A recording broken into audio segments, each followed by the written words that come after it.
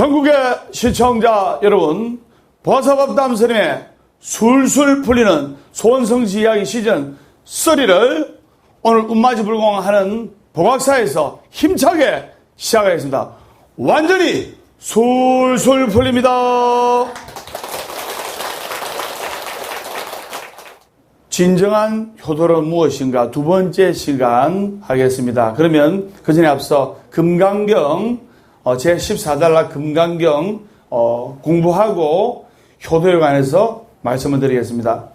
보살이 만약 마음을 어떤 법에 머물러 보시하면 마치 어둠 가운데서 아무것도 볼 수 없는 것과 같고, 보살이 만약 마음을 어떤 법에 머물지 않고 보시하면 햇빛이 밝게 비칠 적에 밝은 눈으로 갖가지 온갖 물체를 분별해 보는 것과 같으니라. 수보리야, 다음 세상에서 만약 어떤 선남자 선여인이 능히 이 경을 받아 지니고 읽고 외우면 곧 열애가 불지혜로서 이 사람을 다 알며 이 사람을 다 보나니 모두가 헤아릴 수 없고 더할 수 없는 공덕을 성취하게 되리라. 그래서 금강경 제14단락입니다. 자, 그러면 우리가 오랫동안 종교에 의지하면서 모든 철학과 종교 교리를 다 섭렵하여 학덕이 높고 연세도 많아 장로로 추앙받는 수보리가, 장로 수보리란 말이 있어요. 그래서 요즘 교회에서 장로하지요. 사실 이게 불교에서 나온 말입니다. 그래서 예배라는 단어가 기독교에서 쓰는 말입니까? 불교에서 쓰는 말입니까? 우리 예배하자. 이 또한 불교에서 나온 말입니다. 그래서 불교에서 유래된 말이 많아요. 또 예를 들면 야단법석. 사람들이 많아가지고 정신이 없는 광경을 야단법석이라 하잖아요. 여러분들 법담 스님하고 108산사 순례 가면은 옛날 고차를 주로 많이 가는데, 옛날 고차에 법당이 큽니까 작습니까? 작지요. 보통 한 20평, 15평. 그래서 예를 들어 초파일 날 법회를 하려면 그 많은 연등공양 오르신 신도님들 수용하려면 야외에다가 계부를 걸어서 법석을 마련해야 돼요. 그러면 내일도 우리가 야단법석이 될 건데 야외 법석을 마련해서 부처님 모시고 태화를 계부를 걸어서 법회를 하면은 수백 명의 사람들이 그 잔디밭이나 마당에 앉으면 복잡해요, 안 복잡해요? 그래서 그 복잡하고 복닥복닥한 광경을 바로 야단법사력 하는 거예요. 그걸 아셔야 됩니다. 불가에서 나온 말이 많습니다. 그 다음에 또 한 가지 더 팁으로 말씀드리면, 니는 참 요령이 없다. 그런데 스님들께서 불공하실 때 우리 신조교사님도 아시겠지만은 반드시 요령을 가지고 기도를 합니다. 특히 영가를 위한 불공이라 영가를 위한 천도질을 할 때 법주 컨스님께서는 요령을 들고 영가의 마음을 조복받고 깨치게 해야 될 거 아닙니까? 그래서 법주 컨스님들께서 요령을 흔들면서 마음심자로 찍으면서 마음심자로 흔들면서 고언청, 영가를 청하는 연부를 한다든지 이렇게 하는 이유가 바로 거기에 있는 거예요. 그러면 천도제나 49제나 큰 불공할 때 법주 컨스님이 뭐를 든다? 요령. 그리고 요령이 없으면 이 좋은 불공 할 수 있다? 1번. 없다? 2번. 몇 번? 1번.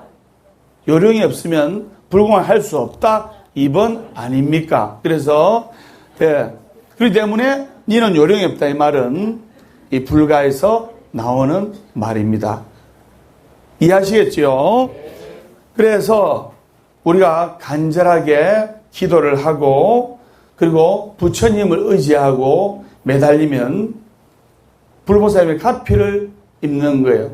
그리고 수보리가 부처님께서 그 금강경의 참된 뜻을 설하심을 듣고 깊이 깨달아 눈물을 흘리면서 울면서 부처님께 말씀을 드렸습니다. 참으로 거룩하시고 참으로 희유하십니다. 세존이시여.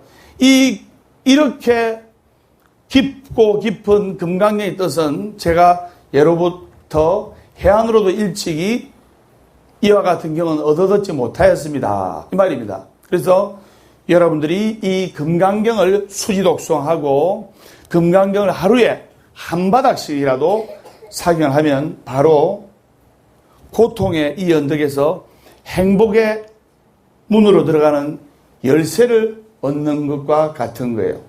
큰 아파트 문이나 큰 철대문이라 하더라도 이만한 열쇠 하나 있으면 덜컹하고 열립니다.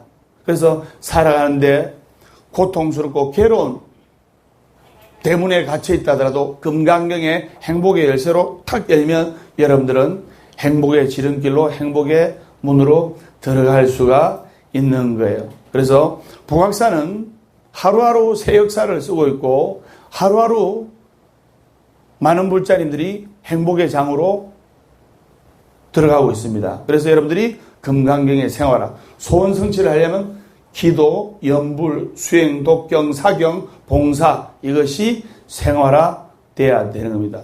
그리고 법담 스님은 여러분들은 가정을 이루었어요.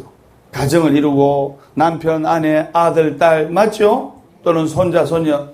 법담 스님은 복악사라는 반야용선의 커다란 가정을 이룬 거예요. 복악사라는 큰 가정을 이뤘기 때문에 여러분들이 반야용선을 타시고 간절하게 기도하시면 제가 선장합니다. 자타일시 성불도 너도 성불 보고 나도 성불 보고 우리도 같이 성불 볼 수 있다 이 말입니다. 설명 무슨 말인지 아시겠죠? 네. 자, 저번 시간에 이어서 그럼 진정한 효도란 무엇인가? 두 번째 시간 제가 저번 주에 예화를 들었는데요. 그러면 이번에도 이제 효도에 관한 예를 들어보겠습니다. 이제 한 40살 정도 되는 아들내미하고 40살 정도 되는 아들이 이제 늦게 부인을 얻었어요. 그래서 딸을 낳았는데 40살짜리 남편은 이제 37 정도 되는 부인을 얻어가지고 딸을 낳았는데 그 딸이 한 이제 10살 정도 되었어요. 그래가지고 세 식구랑 그 손녀딸의 할머니, 즉 40살 되는 아들의 어머니랑 이렇게 네 식구가 같이 살게 되었는데 그렇게 같이 살다 보니까 그 나이 많으신 어머니는 한 해 이제 나이가 들어가고 한마디로 생로병사라 늙어가고 여러분 50까지는 좀 그래도 버틸만해. 50이 넘으면 한 해 다릅니다. 한 해 노안이 진행이 되고 한 해 무릎이나 허리가 빠그락 예, 걸어다니면 또 앉아대려면 아이고 하면서 이런 분이 너무나 많아요. 그것은 당연한 자연의 이치입니다. 그래서 우리가 늙더라도 곱게 늙어야 돼요. 곱게 늙으려면 금강경을 수독송하고 부처님 법문을 생활하고 내 자신을 조복받고 내 마음을 참 다스리고 어떻게 살 것인가? 진정한 효도란 무엇인가? 이것을 스님의 법문을 가슴에 깨치면서 기도하면 늙어도 아름답게 늙고 추하게 늙는 사람이 얼마나 많은데 추하게 아름답게 곱게 늙고 법담스님 보세요. 아름답고 곱게 늙잖아요. 아니 생생합니까? 예, 그래서 할머니, 아들, 며느리, 10살 된 손녀 이렇게 4명이서 밥을 먹게 되는데 이제 어머님이 한 70 정도 이제 연세가 되셨어요. 그래서 요즘은 70이면 청춘이지만 옛날에는 70이면 많이 살았다는 말이 있잖아요. 30년 전만 해도 우리 30년 전만 해도 70해가 돌아가시면 와 호상이다 했습니다. 맞죠? 요즘은 7순 잔치도 잘 아는 세상입니다. 8순 정도 돼야 좀은 살았구나. 90까지 살면 그래 인생을 좀 살았구나 이래 되는 거예요. 그래서 할머님이 눈도 어둡고 귀도 잘 안 들리고 한 해 틀리다 보니까 이제 내 식구가 탁자에서 같이 밥을 먹는데 눈이 나쁘고 치매 증상도 좀 있고 하니까 손이 좀 떨리고 하니까 밥알을 자꾸 흘리고 국 마시다 국도 흘리고 이런 거예요. 그러니까 천지도 모르는 손녀딸은 막 인상 찌푸릴 거 아닙니까? 그래서 그 아들 내외가 어렵게 얻은 손녀딸이라서 손녀딸이 인상 찌푸리고 하는 게 보니까 속상한 거예요. 그래서 그 아들 내외가 상의 끝에 우리 어머니랑 같이 먹으면 중풍 치매기가 있어가지고 음식도 다 흘리고 국도 흘리고 추접어서 같이 못 먹겠다 하면서 며느리가 그 이야기를 꺼낸 거예요. 그러니까 아들도 그에 동조해가지고 그러면 우리 어머니를 따로 요양원에 보내드릴 수도 없는 상황이고 또 요양원에 보내면 돈 드니까 지금 그래도 거동은 가능하시니까 우리 거실에서 이렇게 식탁에서 밥을 먹는데 저쪽 쓰레기통 옆에 저쪽 보일랑 말랑 쓰레기통 옆에 조그만 식탁을 중고 식탁을 사와가지고 어머니 자리를 마련해드리자 해가지고 어머님을 쓰레기통 옆에 중고 식탁 하나 주워와가지고 그 중고 식탁에서 어머님이 드시게 했어요. 그러니까 아들 내외하고 10살 된 손녀딸하고 깨가 쏟아지게끔 음식을 이제 먹고 있는 거예요. 먹고 있으니까 할머니가 같이 먹고 싶어요. 따로 혼자 외롭게 먹고 싶어요. 같이 먹고 싶잖아요. 손녀딸의 재롱도 보고 또 아들 내외도 보고 아들 낳아 키울 때는 정신없이 키웠지만 손자나 손녀딸을 보면 얼마나 예쁩니까? 그게 할머니, 할아버지의 마음 아닙니까? 그냥 좋아서 어쩔 줄은 몰라요. 할머니가 쉽게 말해서 피눈물을 흘리면서 일반 눈물이지만 마음에 피눈물을 흘리면서 같이 먹고 싶었는데 쓰레기통 옆에 냄새 나는 데서 밥을 또 흘리면서 먹으니까 막 특히 며느리가 막 짜증을 내면서 어머니 식사 좀 똑바로 하세요. 이 제대로 안 하면 제대로 공약 안 드시면 제가 요양원에 보내드릴게요. 요양원에. 그러니까 그 할머님이 제대로 먹으려 했지만 치매 중풍기가 있으니까 이 먹다가 이렇게 흘리고 하는 거예요. 그러니까 아들 내가 맨날 핀잔을 주면서 아이고 나이가 참 들면 죽어야지. 그건 뭐 한다고 그 오래 살기라고 아둥바둥지 모르겠네. 나 원참 이랬는데 어느 날 그 40살짜리 아들이 회사 갔다가 이제 딱 집에 오니까 10살 된 딸내미가 레고로 뭘 막 신나게 만드는 거예요. 그래서 아빠가 기분이 좋아가지고 아이고 우리 딸 영리하다. 어떻게 레고로 일을 잘 만드냐고. 레고로 한 요만한 걸 뭐를 만드는데 우리 딸 이 뭐 만드냐니까 아빠도 나이가 한 70대가 늙으면 쓰레기통 옆에 앉아서 먹을 식탁을 내가 지금 만들고 있어. 그 말에 충격을 받은 거예요. 왜? 그 40살 된 아빠도 결국에는 세월이 흐르면 70줄에 접어들 거 아닙니까? 여러분 70 금방 됩니다. 이 금방 70대요. 그 말에 충격을 들은 그 아빠가 그 다음날 바로 크게 깨치고 나도 내 어머니를 똑바로 못 모시면 내 딸이 내가 내 어머니를 홀대하는 것처럼 내 딸이 나를 이렇게 홀대하겠구나. 크게 깨쳐가지고 어머니께 어머니 아들 내외가 사과를 드렸어요. 그동안 정말 잘못했습니다.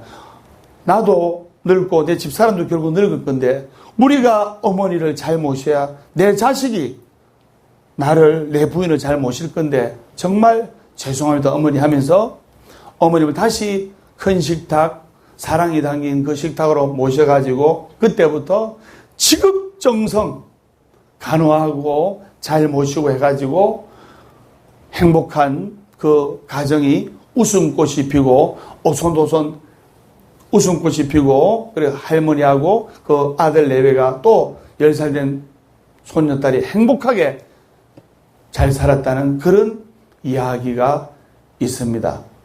설마 무슨 말인지 아시겠죠? 그래서 내가 효도를 하면 내 자식도 나에게 효도를 하고 내가 부모님께 불효를 하면 내 자식도 나한테 불효를 하는 거예요. 콩 심은데 콩 나고 팥 심은데 팥 나는 거예요. 근데 이 사람은 건강형이 말씀대로 아상, 인상, 중생상, 수자생에 빠져 있다 보니까 부모님은 늙고 병들고 돌아가셔도 나는 늙고 병들고 죽을 거란 사실을 인식을 못하는 거예요. 자각을 못하는 거예요. 그것을 깨친다면 싸울 일도 없고, 왜?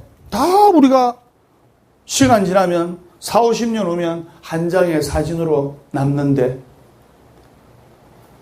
크게 근심 걱정할 필요도 없고 아동바동 살 필요가 없다는 거예요. 그런 것을 깨치 위해서 우리가 불법을 배우고, 스님 말씀대로 인생이란 것은 생일편 부운기 사일편 부운멸이라. 생이란 구름 한 점 일어나며 죽음이란 구름 한 점 흩어짐이니 있거나 없거나 절거의 사세 웃지 않고 사는 이는 바보이로세. 너무 좋은 말에서 제가 생방송으로 지금 선창하겠습니다. 생이란 구름 한 점 일어나며 죽음이란 구름 한 점 흩어짐이니 있거나 없거나 절거의 사세 웃지 않고 사는 이는 바보이로세. 스님 무슨 말인지 아시겠죠? 그 다음에 이 진정한 효자가 크게 성공한 이야기를 지금부터 말씀드리겠습니다. 19살 되는 아들이 있는데 고3인데 이제 대입 수능 시험 치고 고3 수험생이 대입 수능 시험을 치면 비교적 시간이 한가하잖아요. 맞죠? 그런데 아빠가 알코올 중독자라. 술을 좋아하는 분들은 암에 노출될 확률이 높아요. 왜 그러냐? 알코올이 들어오면 우리 몸에서 면역력을 키우고 또 나쁜 독소가 들어와도 이겨내는 곳이 화학공장, 우리 간인데 간에서 해독을 다 하잖아요. 맞죠? 그러면 암세포라든지 TK세포라든지 이런 나쁜 세포가 오면 간이 멀쩡할 때는 이것을 나쁜 세포를 다 없애요.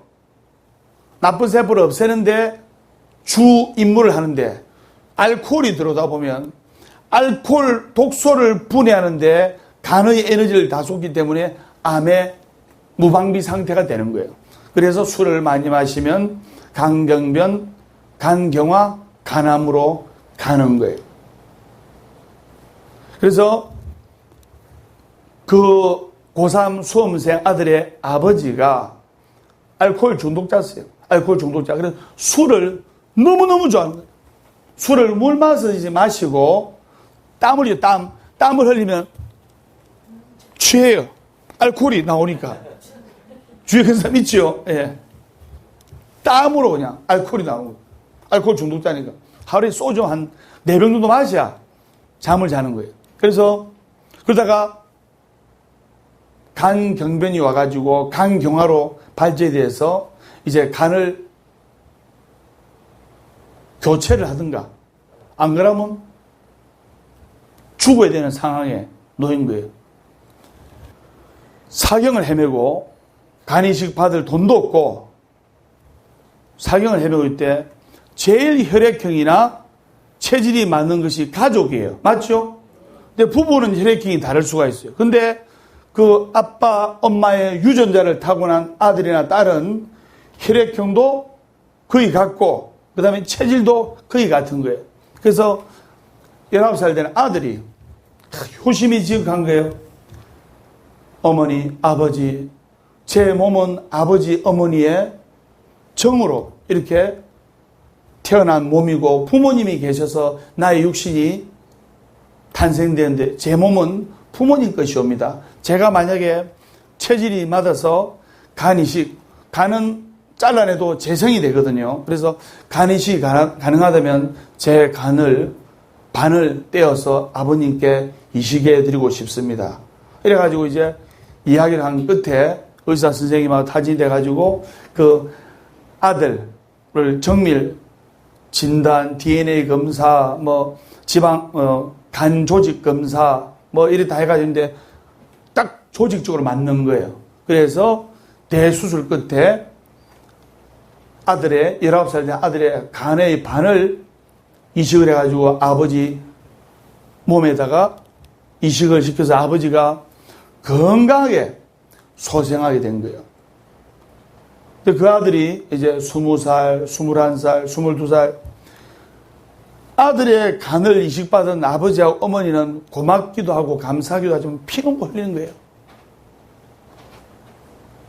부모님이 간을 떼어줘도 시원찮을 판에 그 19살 된 다 자라지도 않은 아들 녀석이 간을 떼가지고 부모님한테 주니 그 부모님이 얼마나 고맙겠습니까?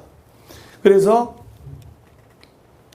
그 아들이 이제 대학도 졸업하게 되었고, 그리고 좋은 회사에 취직해서 하는일도 잘 되고 또 진급도 빠르고 해서 승승장구해서 아주 대성해서 행복하게 살았다는 그런 이야기가 있습니다. 그래서 요즘같이 각박한 세상에 간을 부모님께 드리지를 못한 망정 간을 녹이는 자식들이 얼마나 많습니까? 부모님이 멀쩡한 간을 녹여버려요. 애 먹여가지고. 애 간장이 녹는다는 말 있죠?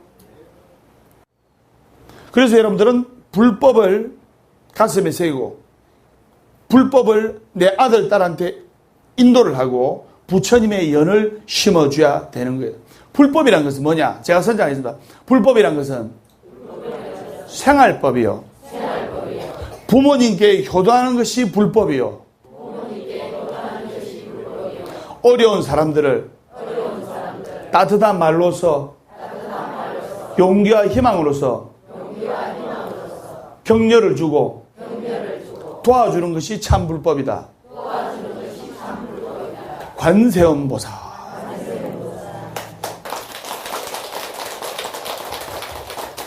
자, 그러면 전국의 시청자분들께 두 가지의 또 이야기를, 사연을 말씀을 드리겠습니다. 먼저 끌어당김의 법칙의 짐 캐리의 이야기인데 아직도 모르는 사람들이 너무나 많아요. 그래서 짐 캐리라는 마스크의 주인공, 그 영화배우, 미국의 유명한 영화배우 짐 캐리가 있었어요. 그 짐 캐리가 평상시 때 부모님께 효심을 다하고 또 위대를 공경하고 항상 착한 심성을 가지고 있었어요. 그래서 언젠가는 성공하리라고 끌어당김의 법칙에 의해서 항상 마음속에 꿈과 희망과 이상을 놓치지 않고 있었어요. 그리고 마음속으로 그렸어요. 자기가 대성하고 많은 감독으로부터 스카우트를 받고 많은 사람으로부터 박수와 갈채를 받는 그 모습을 항상 상상했어요. 법담 선생님도 항상 상상합니다. 전국에 108개의 도량을 만들어서 많은 중생들이 부산 가도 절이요, 대구 가도 절이요, 진주 가도 절이요, 서울 가도 절이요, 일본 가도 절이요. 온데 도량을 만들어서 많은 중생들이 마음의 안식처를 잡고 마음의 위안을 삼는 108개의 도량을 만들겠다고 이미 다 실현하고 확신했어요. 그래서 이게 바로 끌어당김의 법칙인데 그 효심이 강한 짐 캐리는 아무것도 가진 것 없었지만은 차 안에서 항상 명상을 하면서 내가 몇 년 후에 정확한 연도까지 마음속으로 그렸어요.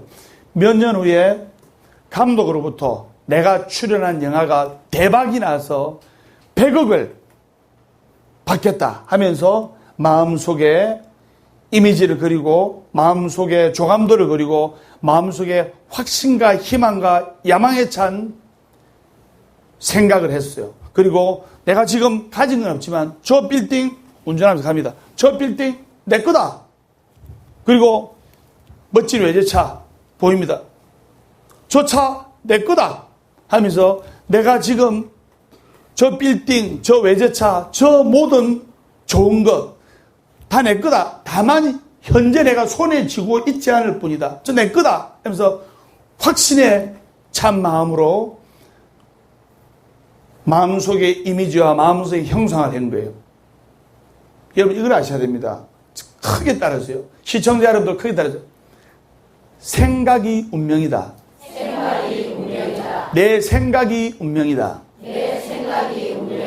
내 생각이 현실이 된다. 흔히들 이런 말 하죠. 내가 생각하고 꿈꾸고 말을 하고 한 것이 현실이 되고 운명이 되는 거예요.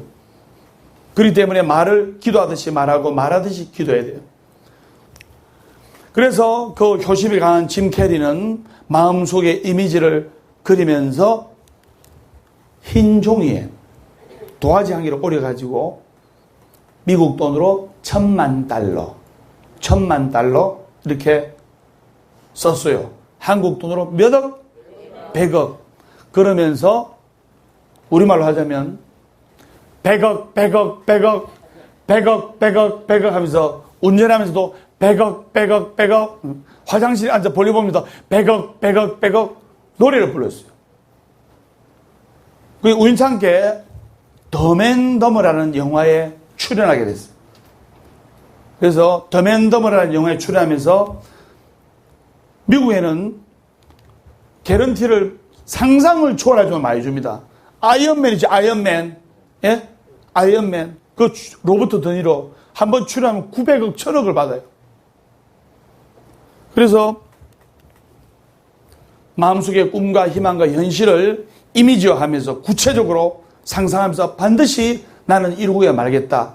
그리고 그 돈이 들어오는 시기는 1985년 추수감사절 바로 전에 나한테 정확하게 100억이 들어올 것이다 하면서 이것을 마음속에 현실화한 거예요. 이미지화한 거예요. 그 당시가 한 1980년도였거든요. 그런데 덤앤덤이라는 영화에 출연할 때 정말 작은 개런티를 받고 출연했던 짐 캐리가 그 덤앤덤어가 코미디 영화인데 전 세계적으로 초대박을 쳤어요. 그래서 자기 출연료랑 런닝 개런티가 있거든요. 자본주의 사회는 제가 선장입니다. 인센티브 제도.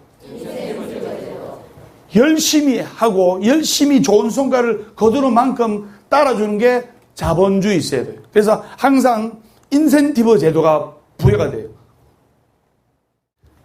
그래서 그 덤앤더머가 초대박이 나면서 런닝 개런티까지 포함해서 정확하게 1985년도 추수감사절 전에 감독으로부터 전화가 와가지고 만나자. 덤앤더머 감독으로부터 네가 주연한 영화, 내가 만들었던 그 영화 초대박이 났다 하면서 런닝 개런티 해가지고 100억짜리 수표, 즉 $10,000,000 수표를 짐 캐리한테 주는 거예요.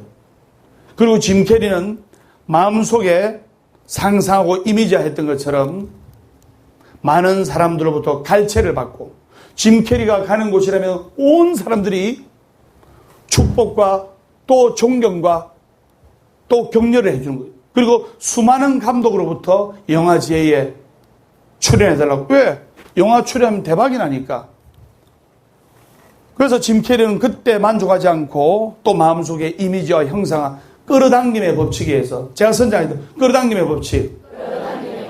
신재우, 한나연 부부도 부처님께 기도하면서 부처님께 간절한 마음으로 기도를 하고 봉사를 하면서 끌어당김의 법칙에 의해서 아들이 29의 의사고시에 합격한 거예요. 뭐냐? 부처님, 우리 아들 잘 됩니다. 우리 아들 의사가 됩니다. 확신에 찬 기도로서 이미지와 형상화하면서 기도를 하기 때문에 그 어려운 의사고시에 29에 합격하게 된 거예요. 우연찮게 신조 의사님 와 계시는 한번 일어서 봐주세요. 예. 예. 네. 신조 의사님, 내 쪽으로, 예. 술술 풀립니다. 네. 박수 한번 드리세요. 소원 성취를 했지만 이렇게 또 저녁에 봉사하고 기도하니까 그 공덕으로 더 잘 되는 거예요. 이 공덕으로 또 이 복을 유지를 할 수가 있는 거예요. 그래서 짐 캐리는 마음속에 오스카상, 아카데미상을 받겠다는 또 이미지를 그리고 형성했어요. 그래서 짐 캐리가 미국에서 배우가 평생 한번 받을까 말까 하는 오스카상을 2번 연거푸 수상하게 된 겁니다. 그래서 제가 말씀드리고 싶은 게 뭐냐면 내가 내 자신을 한번 돌아봐야 돼. 왜냐? 과연 내 아들, 딸이 내한테 불효하고 애먹이고 하는데 과연 내가 우리 아들, 딸 나이 있을 때 부모님께 효도를 했는가? 애를 먹였는가? 그걸 한번 돌아봐야 돼요. 내가 하는 일이 안 되고 하면 내 신세 한탄을 할 것이 아니고 부모님께 효도하고 또 내 아버지, 어머니가 마음속에 엉어리가 맺혀가지고 아마 시청자 여러분들 중에 부모님하고 3년간, 5년간 단절한 분이 있을 거예요. 부모님의 마음이 편하지 않는데 과연 내가 하는 일이 잘 될까요? 부모님의 마음이 애간장이 끓고 노심초사 피눈물을 흘리시는데 과연 내가 잘 풀리고 내 아들이 잘 풀릴까요? 그게 바로 인과의 법칙이고 카르마의 법칙입니다. 그리고 또 끝으로 한 분의 이야기를 더 하도록 하겠습니다.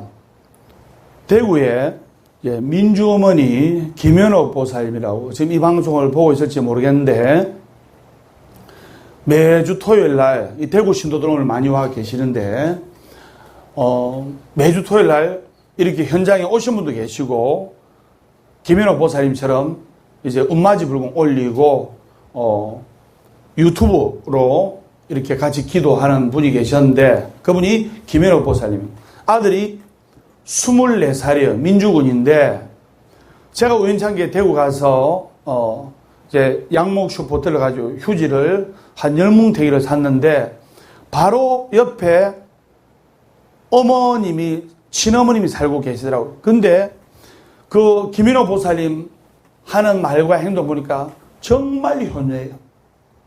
한 집에 같이 살아요.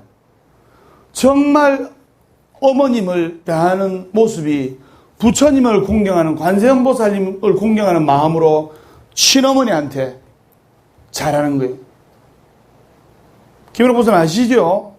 그렇게 효심을 다하고 열심히 기도하고 대구 보살사에서 기도와 봉사를 하니까 그 24살의 민주군이 공무원에 바로 합격을 하게 된 거예요.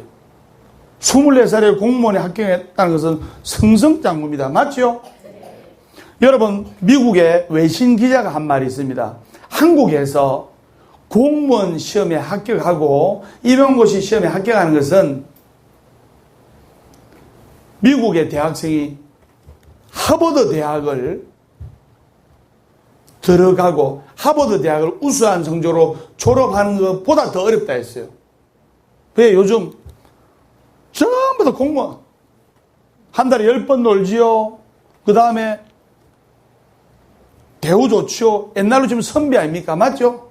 안정된 직장 큰 미천 없이 공무원 열심히 해가지고 임용고시 공무원 시험에 합격하면 사람들한테 선생님으로 칭송받고 그 다음에 또 공무원으로서 대접받고 하기 때문에 전부 다 부모님들의 꿈, 로망이 다이아몬드 수저를 입에 물고 태어나지 않은 이상은 황금 수저를 입에 물고 태어나지 않은 이상은 전부 다 공무원 또 임용고시 선생님 되는 게 요새 추세예요. 맞죠? 그래서 24살에 공무원에 합격해서 여러분한테 인사도 드리고 이렇게 했어요. 그걸 아실 겁니다. 그리고 그분 친구분이 계셨는데 제가 선장했습니다. 기도는 도반이 전부다. 내가 왜 이야기를 하냐면 제가 선장했습니다. 향을 쌓던 종이는 향내가 나고 생선을 쌓던 종이는 비린내가 난다. 좋은 도반을 가까이 하면 내가 빨리 성불 봐요. 나쁜 도반을 가까이 하면 폐가 망신하는 거예요. 일요일 아침에 친구한테 전화가 옵니다. 아침 7시에. 10년지기 친구한테 따르릉 전화 받아요. 친구야, 전일이고. 친구야, 오늘 일요일인데 우리 관광 가자, 놀러 가자. 무슨 관광? 묻지 마라, 묻지 마, 관광. 물 좋다 하면서. 그런 도반을 만나면 폐가 망신하는. 어떤 친구가 좋냐? 이렇게 법담 스님 방송을 보고 띠리리 전화 와요. 전화 오면서 친구야, 지금 유튜브 봐라. 친구야, BTN 봐라. 법담 스님 나오신다. 내일 금부족 준다더라. 우리 가서 시원한 수박도 먹고 금부족 받자. 그래, 우리 부자 되자. 같이 가자. 부처님 말씀도 듣고 같이 기도도 하고 좋다, 같이 가자. 이런 친구가 바로 진정한 친구예요. 그래서 김연옥 보살 민주어머니 24살의 공무원에 당당히 합격한 그 민주어머니 김연옥 보살님이 대구 근처의 경산에 사는 이경화 보살님 아시죠? 이경화 보살님을 이제 포교를 했어요. 근데 이경화 보살님 아들 준호군이 29살 때까지 직장에 들어가면 나오게 되고, 내가 좋아서 있으려고 하면 상사가 나가라 하고, 상사가 있고 동료가 붙잡으면 내가 싫고 직장이. 맨날 내만 보면 준호 어머니 이경화 보살님 손잡으면서, 스님요, 내가 보각사 다니는데 우리 남편한테 볼 면목이 없습니다. 우리 남편이요, 니는 어느 절에 다니노? 하니까 부산 보각사에 다닙니다 하니까, 야 인간아, 대구에도 좋은 데이 천지로 있는데 그 부산까지 말라가노? 성불도 못 받으면서 아들이 잘 돼야 될까 이가? 아들이 지금 직장에도 못 들어가는데 좋은 4년제 대학 나왔는데 직장에도 본문이 안 돼. 때려쳐! 가지마! 이랬어요. 그래야 기도에 해의를 느끼고, 친구야, 내가 보아서 안 갈란다. 이럴 때 김연옥 보살님 24살에 공무원에 합격한 민주 어머니 김연옥 보살님이, 친구야, 살아있는 한 희망이 있다. 결코 포기하지 말고 기도해라. 니 지금 괴롭지? 괴로우면 기도해라. 외롭나? 외로우면 소리내서 염불해라. 그러다가 성불 보면 참선하고 사경해라. 이걸 다 가르쳐줘요. 흔들릴 때 이경화 보살님 준호문을 잡아준 거예요. 그렇게 열심히 기도하고 이경화 보살님도 토요음마지 불공에 동참하고, 그리고 또 유튜브로도 동참하고 BTN으로도 동참하고 이래가지고 어느 순간에 이경화 보살님이 와 웃으면서, 스님요, 우리 아들이 삼성 SDI에 합격을 했습니다. 삼성 SDI가 뭔지 압니까? 옛날 삼성전관. 그렇죠. 삼성전관에 합격을 하고, 합격한과 동시에 그는 명함이 휴대폰 문자로 띠롱 날라오는 거예요. 김인옥 보살님한테 마침도 사주고 보각사에 이렇게 활짝 웃으면서, 남편이 당신 그래 보각사 가니까 법담스님과 같이 기도하는 성불 보내 하니까 이경화 보살이 남편한테, 벌써 내 말이 맞지요? 내가 부산 보각사까지 갔는데 이유가 있는 겁니다. 그냥 남편이, 그래 더 열심히 하자, 더 열심히 해라. 이래서 좋은 도반이 좋은 결과를 이끌어주고, 마치 좋은 향을 쌌던 향에 아름다운 향내가 나듯이 기도할 때는 좋은 도반이 전부. 왜? 내가 기도할 때 흔들릴 때가 있는 거예요. 자기 입안에 있는 혀도 물릴 때가 있는데, 내 몸도 건강해질 때도 있고, 컨디션이 안 좋아 아플 때도 있고, 또 컨디션이 많이 안 좋으면 병들 때도 있는 거예요. 그런데 중생들은 절에 다니는데 기도를 하다 보면 잘 풀리면, 야, 그 절에 내가 맞다 하면서 잘 다닙니다. 근데 입에 있는 혀도 물릴 때가 있겠죠. 좀 안 좋은 일이 생기면, 예를 들어 운전을 하는데, 운전을 누가 합니까? 내가 합니까? 본인이 하잖아요. 본인이 하다가 운전해가 잘못해서 사고 났다. 아이고, 내가 그 절에 다니는데 영험 없는갑다. 돈 쪼맨 나갔다. 아이고, 그 절에 다니는데 영업 없는 것 같다. 그래서 다른 데 가서 푸락거리 하고. 절을 바꾸고 종교를 바꾸기 전에 본인의 마음가짐을 바꿔야 되는 거예요. 이렇게 효심이 지극한 김연호 보살님, 또 이경화 보살님도 효심이 지극하고, 그래서 효자 집안에 효자가 나고 효녀 집안에 효녀가 나는 거예요. 그래서 효심이 지극한 김연호 보살님이 그 민주가 24살에 공무원에 합격해서 효도를 다 하고 있고, 아니 자식이 좋은 직장에 들어가고 공무원이 돼가지고 대접받으니까 효도 아닙니까? 맞죠?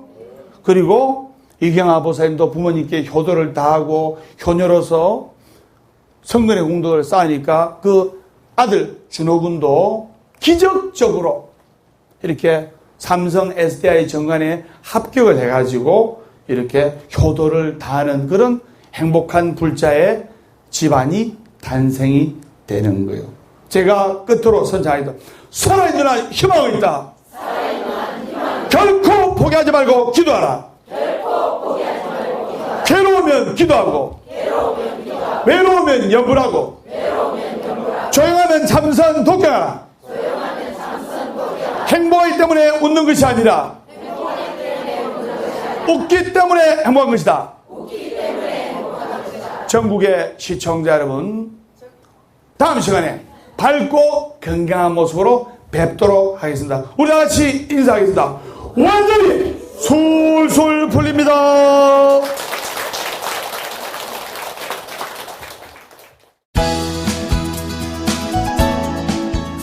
우리를 위해서 또 자식을 위해서 살과 뼈를 깎아 바친 어머니, 살과 뼈를 바쳐서 우리의 기여를 만들어주신 우리 아버지, 그 아버지 어머니의 거룩한 마음이 바로 모정불심이요 부처님의 마음이요, 어머님의 정이, 아버지의 사랑이 바로 부처님의 마음이란 것을 아셔야 됩니다.